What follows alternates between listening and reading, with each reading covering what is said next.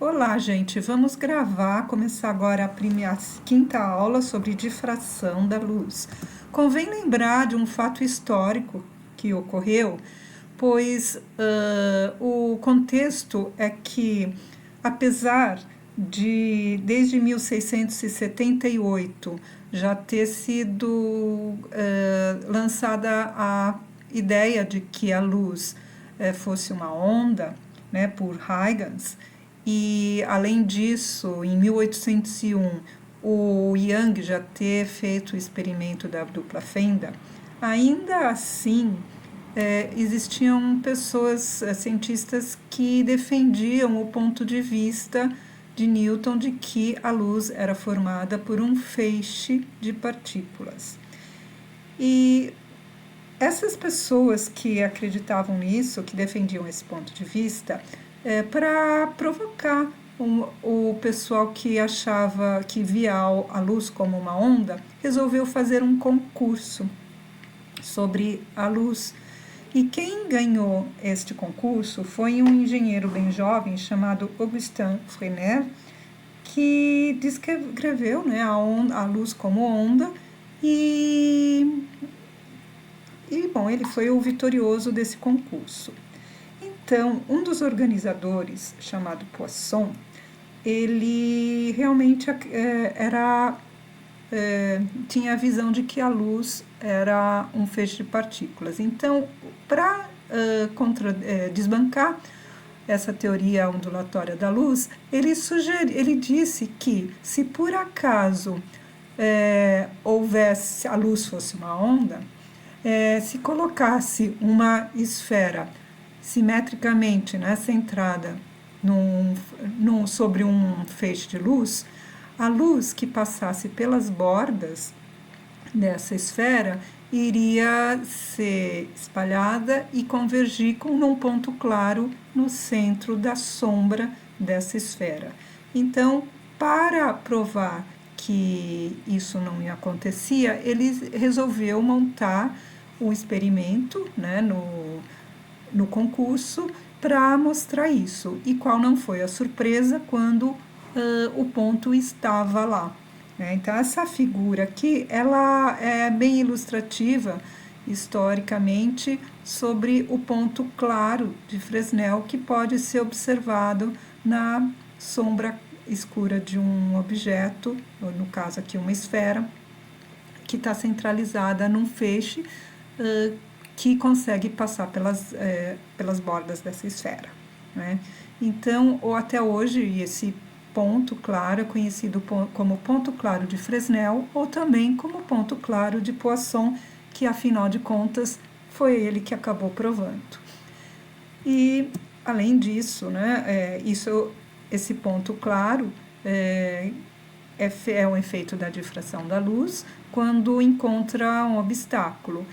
E também devemos lembrar que a luz, quando ela passa por uma fenda que está no anteparo, essa fenda também vai espalhar a luz, que vai sofrer a difração, formando um máximo, né, de intensidade bem alta, e seguido por outros máximos, pontos claros e pontos escuros, e sendo os pontos claros, né, os máximos secundários, bem mais fracos que o máximo central.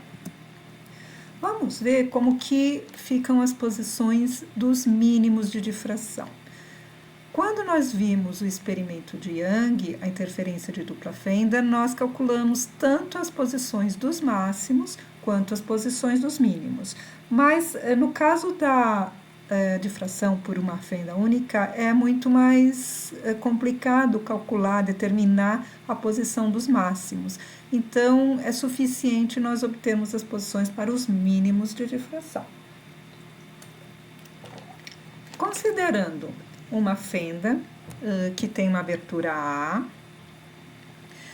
um anteparo que está a uma distância D, no caso aqui, considerando D muito maior do que A, embora no desenho não pareça, mas é só por uma questão de claridade do desenho, D vai ser muito maior que A, Se D é muito maior que A, todos os raios que saem de qualquer ponto aqui da fenda, eles vão acabar, a gente pode considerar como sendo paralelos.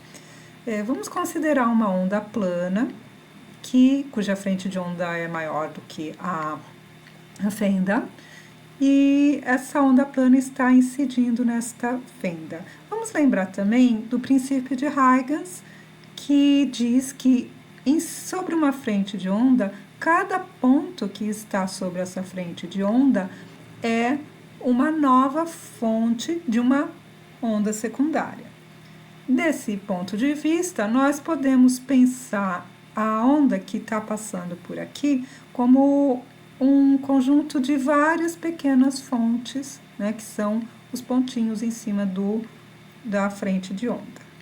Vamos agora, então, pegar só 3 pontos, inicialmente, desta frente de onda. Vamos dividir, portanto, a fenda ao meio, considerando o ponto na extremidade superior, no meio e na extremidade inferior.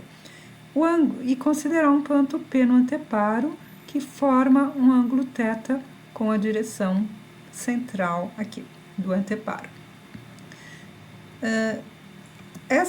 Fazendo um zoom nessa figura, temos como os raios são aproximadamente paralelos, a partir deste ponto, desta frente de onda, eles vão percorrer a mesma distância até chegar no anteparo. Mas esse raio aqui de baixo, ele vai ter essa diferença de percurso, que ele vai percorrer a mais do que o raio 1. E essa diferença de percurso, sendo esse ângulo θ, né, esse também é θ, essa diferença de percurso é A sobre 2 seno de θ. Para que a gente tenha um ponto escuro aqui em P, essas ondas precisam estar fora de fase, ou seja, precisa ter entre elas uma diferença de lambda sobre 2. Então, quando essa diferença de percurso, A sobre 2 seno θ, for igual a lambda sobre 2, nós temos um ponto de mínimo. Como eu tenho 2 aqui, divide com esse 2, quando A seno θ for igual a lambda, eu tenho um mínimo de difração. Vamos agora dividir a fenda em 4 partes iguais, de modo que eu tenho entre os pontos escolhidos, né, consecutivos, eu tenho uma distância de A sobre 4. Continuam sendo paralelos, aproximadamente paralelos, então fazendo um zoom, como os raios são paralelos, vai ter uma diferença de percurso entre cada par de raios consecutivos, que vai ser agora igual a A sobre 4 seno de θ. Então, essa é a mesma diferença de percurso que existe entre os raios R1 e R2, entre o R2 e o R3, entre R3 e R4. Para que o ponto P, lá no anteparo, onde esses raios vão se encontrar, seja um ponto escuro, essas ondas, cada par de ondas deve estar defasado de 1 lambda sobre 2. Então, como a diferença de caminho agora é A sobre 4 seno θ, quando essa diferença for igual a lambda sobre 2, nós temos 4 divide por 2, que a condição A seno de θ é igual a 2 lambda. Então, eu teria aqui um segundo mínimo de difração. A gente pode dividir isso em 6 partes iguais, 8, assim por diante, em N partes iguais, e nós vamos chegar sempre à conclusão de que eu tenho um A sobre lambda que multiplica um M, um A seno θ que multiplica igual a um múltiplo inteiro que multiplica lambda. Assim sendo, a gente pode generalizar e ver que, para que a gente tenha mínimos, ou seja, franjas escuras de difração, nós temos que ter a condição A seno θ igual a M lambda, para M igual a 1, 2, 3 e assim por diante. Aqui um esquema, né, da fenda, largura A, e aqui o que a gente costuma ver no anteparo, e aqui a representação gráfica do que a gente vê no anteparo. No centro eu tenho uma mancha clara, né, forte, larga, e depois eu tenho um ponto escuro aqui nos mínimos e em cada mínimo, né, de cada lado. Depois eu tenho uma franja clara, de novo, de cada lado, só que ela é bem mais fraca do que a primeira, mais um escuro mínimo e outra franja clara e assim por diante, se eu tiver um anteparo maior. E as franjas claras vão sendo cada vez menores. A fenda tem largura A, então, lembrando que se eu pegar, como a largura da fenda é a diferença de percurso entre um feixe que sai da extremidade superior e um feixe que sai da extremidade inferior é A seno θ, de modo que a diferença de fase, né, em termos angulares, entre esses dois pontos é 2π sobre lambda A seno θ, que nós chamamos de φ, essa diferença de fase. Então, para nós determinarmos as posições de mínimo, basta que a gente tenha a largura da fenda. Então, atenção, relacionada com a largura da fenda estão as posições de mínimo. Como que fica a intensidade desse padrão de difração, né, lá no anteparo? Vamos dividir a nossa fenda em várias partes, em muitas partes bem pequenas. Temos então, em cada pontinho aqui na frente de onda que está passando, sempre pontinhos consecutivos. Pegando 2 pontos consecutivos aqui, a diferença agora, a distância entre cada par de pontos é ΔY. ΔY vai ser pequenininho. E, portanto, a diferença de caminho, né, entre esses 2 feixes consecutivos vai ser ΔY vezes seno de θ. E a diferença de fase entre cada par de feixes aqui vai ser ΔΦ, agora, que é 2π sobre lambda vezes a diferença de caminho ΔY seno θ. Eu posso usar os fazores para determinar a intensidade que eu vou encontrar em cada ponto P. Lembrando que os fazores são uma representação gráfica de cada onda que está sendo somada em cada ponto, elas estão inclinadas entre si, formando um ângulo que é igual à diferença de fase entre elas. Então, vamos pegar inicialmente este ponto aqui, bem no centro do anteparo. Todas as ondas que estão chegando aqui, elas sempre são simétricas dos 2 lados, porque ele está bem no centro. Então, a diferença de caminho ou a diferença de fase entre essas ondas vai ser 0. Então, quando eu vou representar graficamente esses fazores, eles estão todos paralelos, porque a diferença de fase ΔΦ entre elas é 0. Então, a onda resultante tem uma amplitude que é a soma total, né, de todas esses versores, que vai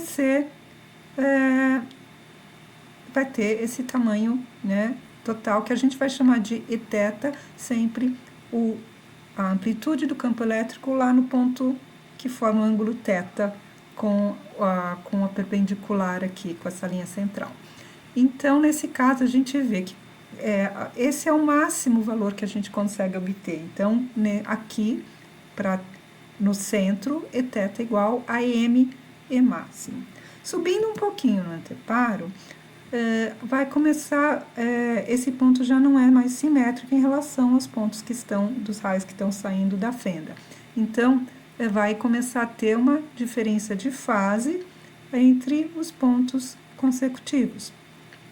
Para representar no gráfico, nós temos sempre uma pequena diferença de fase, né? Ou seja, um pequeno ângulo entre cada par de versor aqui. De modo que a amplitude total resultante vai ser esse Eθ aqui, que é menor do que esse E máximo. Continuando a prosseguir no anteparo, nós chegamos aqui nesse ponto, né, que no gráfico está representado como um ponto de mínimo. Vamos ver, o ângulo θ aumentou, a diferença de fase, né, que é 2π sobre lambda, ΔY seno θ, também aumentou. Então, esse ΔΦ vai ser maior ainda, né, do que o que a gente tem. Quanto mais a gente se distancia do centro, maior essa diferença de fase, então maior o ângulo entre cada par aqui de versores, de modo que essa linha, percebem que essa linha é essa linha aqui curvada, e conforme eu vou aumentando a diferença de fase, ela vai se curvando cada vez mais, de modo que chega um momento em que eu tenho uma curva fechada e, portanto, a resultante é zero. Eu tenho uma fase 2π aqui, uma diferença de fase, ou seja, eu tenho um ponto de mínimo. Quando eu prossigo no anteparo, eu cheguei nesse ponto aqui, a diferença ΔΦ vai aumentando e, portanto, essa curva aqui, né, eles vão se curvando cada vez mais, até o ponto de eu formar uma curva inteira e mais um pedacinho. Então, cada vez mais, esse raio aqui, né, dessa curvinha vai ficando menor. Então, nesse ponto aqui, eu tenho a resultante da amplitude do campo elétrico aqui nesse ponto, mas percebe que ela é a máxima dentro daquilo que eu tenho agora, né, dessa nova circunferência mais fechada, e eu tenho um máximo, só que a partir daqui essa resultante vai diminuir, só que este máximo é bem menor, obviamente, do que eu tinha no meio da curva. Dessa forma, conforme eu vou me afastando do anteparo, eu vou tendo pontos de mínimos e pontos de máximos, conforme eu vou obtendo aqui essa curvatura, só que os máximos são cada vez menos intensos. Então, nós temos toda essa distribuição de intensidade. É diferente do que nós vimos na dupla fenda, não é? Vamos perceber também aqui o padrão de difração, ele é simétrico dos dois lados. Aqui eu tenho o ponto central. Se eu quiser, eu posso representar uma curva de difração apenas com uma parte, né, do gráfico, mas lembrem que eu tenho, a curva é simétrica. Então, eu tenho cada máximo com a sua largura, e o máximo central, como ele pega as duas partes, né, simetricamente, aqui no gráfico, eu tenho que ele é bem mais largo. E a largura dele é delimitada pelos mínimos, o primeiro mínimo de cada lado. Então, é fácil eu determinar a largura deste feixe, deste máximo central, se eu determinar a posição de mínimos do primeiro mínimo aqui de cada lado. Como é que eu posso calcular, então, a minha intensidade? Aqui está representado o campo lá, a amplitude no centro. Conforme eu fui me distanciando, a distância, né, eu fui representando as diferenças de fase aqui com inclinações, e para um θ genérico, eu tenho essa curva que correspondeu a pegar esse segmento e curvá-lo. O ΔΦ é a diferença de fase entre cada fasor consecutivo, mais a diferença de fase entre o primeiro, né, fasor que está na extremidade da fenda e o último, que é aquele que sai da outra extremidade da fenda, é φ, que é A 2π sobre lambda, A seno θ. Então, nós temos aqui, ó, trazendo essa linha, completando aqui, né, a gente forma um triângulo isósceles. E nós temos que a diferença de fase entre a resultante, θ, e a direção aqui, né, o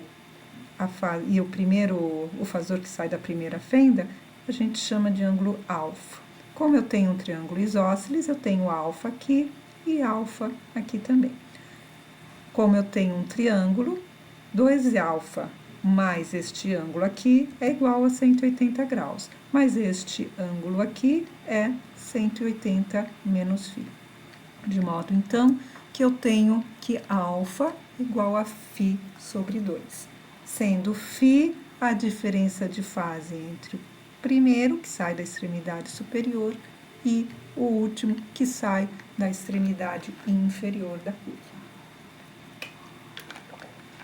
Agora, eu posso, já que como isso aqui é um arco de circunferência, ele tem um centro de curvatura e um raio.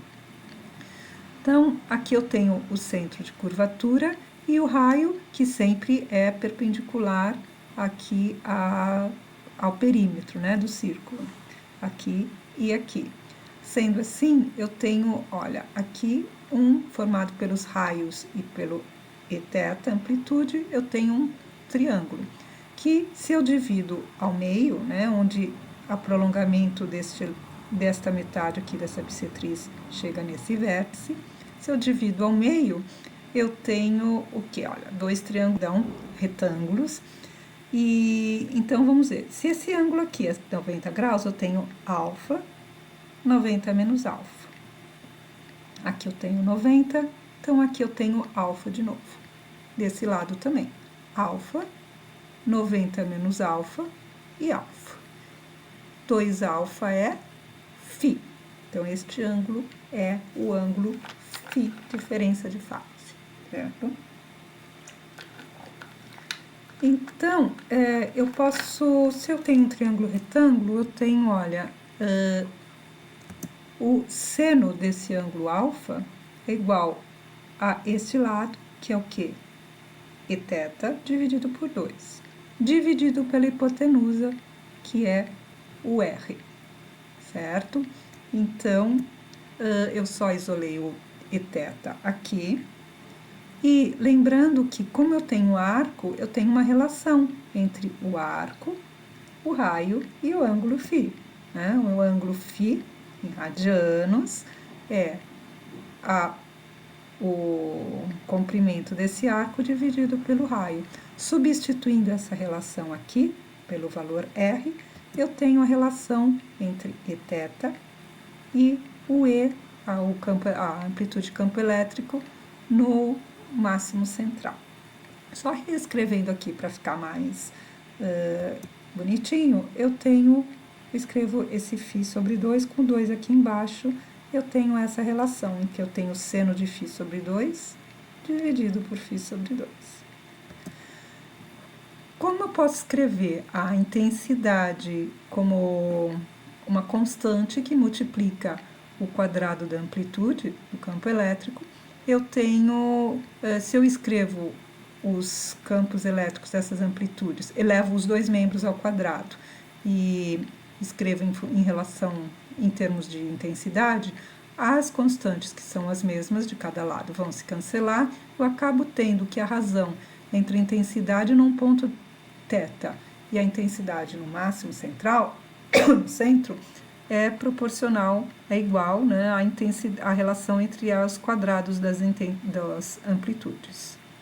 Se eu substituo esse eθ ao quadrado, né, com isso tudo ao quadrado, eu vou ter um m ao quadrado, que vai cancelar, vai dividir com esse aqui, e eu acabo tendo a relação de intensidades. I num ponto θ é I no centro, no máximo central, vezes seno de φ sobre 2 sobre φ sobre 2 ao quadrado.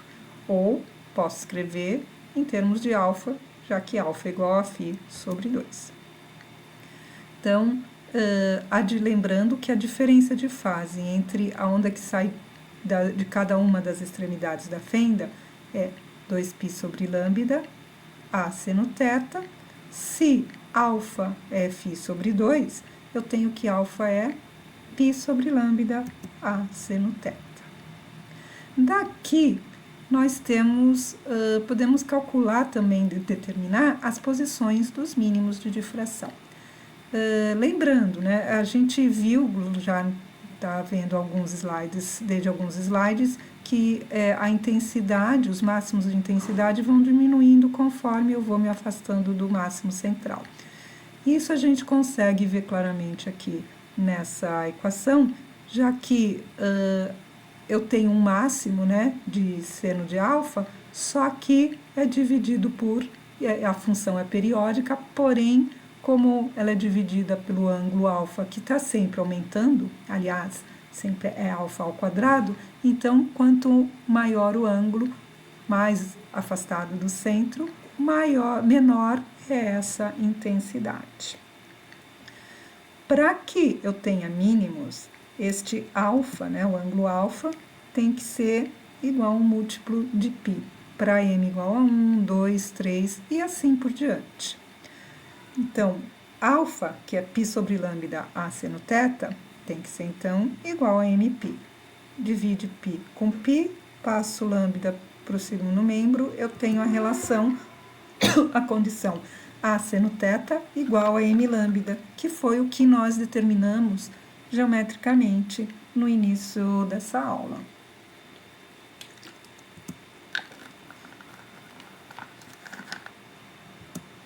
Ok.